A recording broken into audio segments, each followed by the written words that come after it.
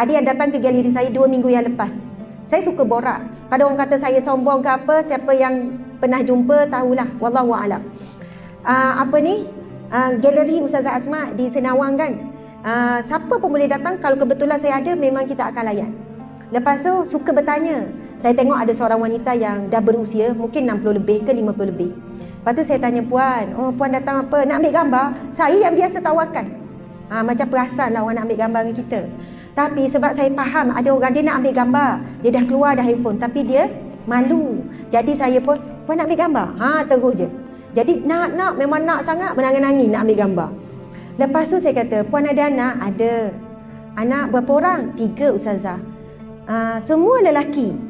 Masya Allah, anak dah besar-besar dah, dia dah kahwin, dah ada cucu. Masya Allah, anak macam mana? Alhamdulillah Ustazah, anak saya saya syukur anak sangat baik. Anak sangat elok Ustazah, akhlak baik semua. Dia cerita yang dia lain. Kalau orang syukur Alhamdulillah, okey lah, itu lain. Tapi dengan syukur Alhamdulillah anak-anak baik, itu nampak betul-betul anak dia tu, dia puas hati dengan anak dia tu. Dia puas hati, seorang ibu yang menunjukkan wajah puas hati dengan anak tu.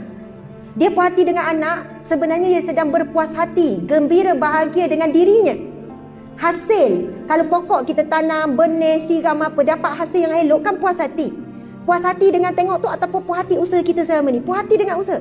Tapi kalau usaha selama ni benih, siram, tapi keluar-keluar buruk, keluar busuk, keluar-keluar pokok tak menjadi, kita akan rasa, ya Allah, nampak puas hati tu. Saya kata, lepas tu dia cerita, saya kata anak-anak, dia kerja biasa. Dia kerja, saya tak ingat dah dia kerja apa. Tapi bukanlah ustazah ke apa. Lepas tu saya tanya anak-anak, sibuk nak tahu pasal anak orang kan. Sebab dia macam puas hati sangat sama anak dia tu. Anak-anak kerja apa? Sibuk perempuan. Tapi ada sebab saya tanya. Lepas tu kata, Alhamdulillah ustazah, 3 orang semua doktor. Saya kata, 3 orang doktor. Bukan nak kata doktor mesti hebat. Bukan kerja lain tak hebat. Tapi fikiran kita, 3 orang doktor dan dia suami isteri bukan doktor. Lepas tu saya tanya, macam mana puan didik anak? Lepas tu dia malu nak cakap. Dia kata, ustazah, saya tak layak, saya banyak berjadi ustazah. Saya kata, saya ni anak yang sulung baru tingkatan 3. Saya tak layak sangat nak bercakap pasal pendidikan anak sebab belum terbukti anak saya ini elok esok. Saya masih in progress. Tapi puan dah lepasi tahap pendidikan dan anak tu Alhamdulillah dah testimoni hasil didikan puan. Dah ada hasil yang masak. Saya masih dalam proses. Saya boleh cakap dari sudut teori, saya masih lagi melalui. Saya merayu dengan dia, tolonglah Syaiz, malu-malu akak, malu tak nak cerita. Lepas tu dia kata, lama dia cakap, ustazah, satu benda yang saya perasan nak. Saya orang biasa, saya tak ada belajar tinggi, bab agama saya cetek sangat. Kami suami isteri cetek, kami bukan ada pengajar Islam apa cetek. Ini pendidikan 30 tahun lepas saya kita cerita sebab dia dah umur 50 lebih, anak semua dah besar 20-30. Zaman tu ada banyak ceramah tak? Tak banyak ceramah zaman tu. Tuan-puan yang dimati Allah sekalian. Dia kata start daripada dia mengandung. Sampai sekarang. Berapa puluh tahun dah tu. Saya tidak pernah meninggalkan bacaan surah Al-Waqi'ah. A'udzu billahi minasyaitonir rajim. Pada setiap malam. Saya punya tak puas hati, setiap malam baca. Ya ustazah, setiap malam wajib baca surah Al-Waqi'ah. Daripada dulu, daripada anak kecil sampai sekarang, walaupun anak dah besar, sampai sekarang baca surah Al-Waqi'ah. Dan lepas saya baca surah Al-Waqi'ah, saya akan doa setiap nama anak saya, apa hajat saya dan apa yang saya nak. Dan semua yang saya minta Allah makbulkan, alhamdulillah ustazah. Lepas tu saya tanya, puan baca waktu bila? Saya baca lepas maghrib. Saya baca lepas maghrib, wajib saya baca. Lepas tu sambunglah dengan Al-Mulk. Masya Allah. Kemudian ajak juga anak baca sama-sama. Masa anak duduk kat rumah, bacalah sama-sama. Anak dah pandai baca, baca sama-sama. Subhanallah. Muslimin muslimat sekalian. Saya nak cerita, bacaan Al-Waqi'ah ini diamalkan oleh sahabat Nabi. Sahabat Nabi antaranya Ibnu Mas'ud. Ketika ini hadis sahih, saya buka sebenarnya.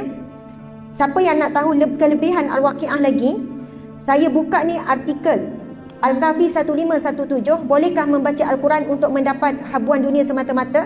Tetapi ia menceritakan, ini Mufti Wilayah Persekutuan, dia menceritakan tentang fadilat surah Al-Waqi'ah. Dia menerima, Jabatan Mufti terima soalan, boleh ke pilih surah-surah tertentu untuk dapat sesuatu? Maksudnya beramal surah ni hajat sekian, beramal surah ni hajat sekian, solat duha hajat sekian. Maka bolehkah kita bertawasul menggunakan amal ibadah untuk mendapat hajat-hajat tertentu?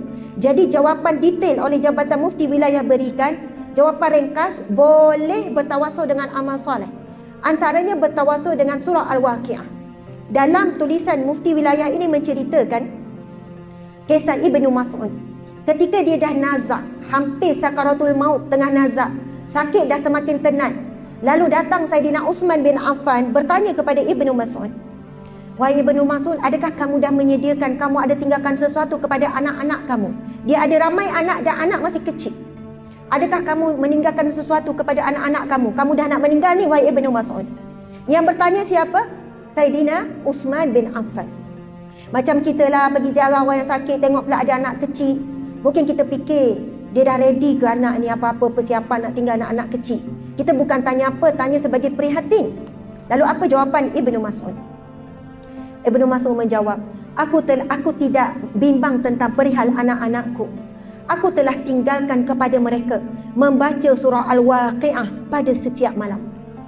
Kerana Nabi SAW bersabda, barang siapa yang membaca Al-Waqi'ah pada setiap malam, dia tidak akan, dirinya dan ahli keluarganya, keturunannya tidak akan terkena kepapaan. Maksudnya tak akan papa, tak akan miskin, akan dijaga oleh Allah. Sebab itu surah Al-Waqi'ah digelar sebagai surah kekayaan. Tuan-puan yang dirahmati Allah sekalian. Dan surah Al-Waqi'ah bukan sekadar itu. Dia lebih daripada itu, bukan untuk harta saja. Penjagaan, subhanallah, Al-Waqi'ah. Ia berkenaan dengan apa kalau baca surah Al-Waqi'ah? Bab hari kiamat, betul tak? Berkenaan hari pembalasan. Kadang-kadang bila saya baca terjemahan, saya suka kadang buka YouTube Al-Waqi'ah yang ada video-video gambaran akhirat, gambaran kiamat tu kan. Memang akan naik bulu roma menangis. Rupanya surah Al-Waqi'ah mendidik kita tidak mencintai dunia. Dan orang yang tidak mencintai dunia, mesti dia orang yang paling kaya. Orang lain ada ni baru puas hati, dia tak ada pun dia okey ya. Dia sangat okey dengan kereta dia yang kecil dan dia rasa dia memiliki dunia dan isi. Sebab apa? Allah beri dia tak cintakan dunia.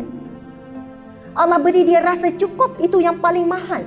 Rupanya dengan kita baca surah Al-Waqi'ah pada setiap malam, baca pula terjemahan, dan apabila Allah melihat hati kita, anak kita lebih nampak gambaran akhirat, gambaran kiamat, buat persiapan, maka Allah berikan kita kekayaan dunia.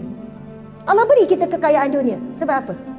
Sebab saat hati kita tidak mencintai dunia, datanglah dunia, kita tak leka dengan dunia. Walaupun kita bawa kereta hebat, tak menjadikan kita riak, takabur, ujub, sum'ah, suka nak dipuji dan sebagainya. Tak menjadikan kita rasa mulia dengan kereta hebat kita. Tak menjadikan kita rasa mulia dengan rumah besar kita, dengan pangkat tinggi kita. Sebab apa? Dengan kita membasuh hati kita dengan surah Al-Waqi'ah, Allahu Akbar, menjadikan nampak zahir macam cintakan dunia, tetapi hati kita tidak mencintai dunia. Sebab itu disebutkan zuhud itu apa? Zuhud itu bukan bermaksud memakai pakaian compang-camping. Zuhud itu bukan bermaksud memakai pakaian yang lusuh dan sebagainya. Zuhud itu bermaksud dunia bukan ada pada hatinya, tapi hanya ada pada tangannya. Hatinya tidak ada dunia. Bahkan ada orang si miskin, berpakaian compang-camping, rumah yang sangat kecil, sentiasa kelaparan, tapi hatinya mencintai dunia. Fikir pasal ni, nak itu, nak ini, iri hati dengan itu, iri hati dengan ini. Bukan sebenarnya kita kata orang yang tidak ada apa-apa itu dia zuhud. Bukannya kita kata orang kaya, orang ada semua itu orang yang cintakan dunia. Hubbud dunia wa karahiyatul maut. Ni orang yang cintakan dunia, yang takut mati ni. Ni banyak harta ni, takut kalau nak mati ni. Padahal kita tak tahu berapa banyak lagi yang dia sedekah. Sebab itu antara kesimpulan bila saya tengok, kenapa surah Al-Waqi'ah disebut surah kekayaan, dan kenapa hadis Nabi SAW berkenaan dengan surah Al-Waqi'ah disebut, siapa yang membaca Al-Waqi'ah tidak akan ditimpa dirinya dan keturunannya, anak-anaknya dengan kepapaan, dengan kemiskinan. Bila kita boleh jaga hati kita, insya-Allah harta yang ada tidak menjauhkan kita daripada Allah, tapi menjadikan ia jambatan kita kepada akhirat. Masya-Allah, Allahu Akbar.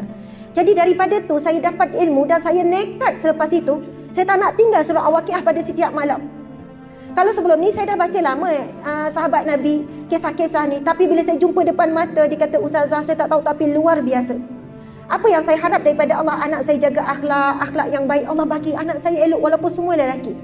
Saya minta supaya anak ni cintakan Al-Quran, Allah bagi. Saya minta anak ini supaya jaga solat, Allah bagi. Saya minta anak ni dapat jodoh yang baik, Allah bagi. Subhanallah, saya rasa barakah baca Al-Waqi'ah itu sangat luar biasa. Ibu-ibu, ayah-ayah sekalian, dah dengar ni kan? Dah sebut ini bulan Ramadan, iaitu bulannya Al-Quran.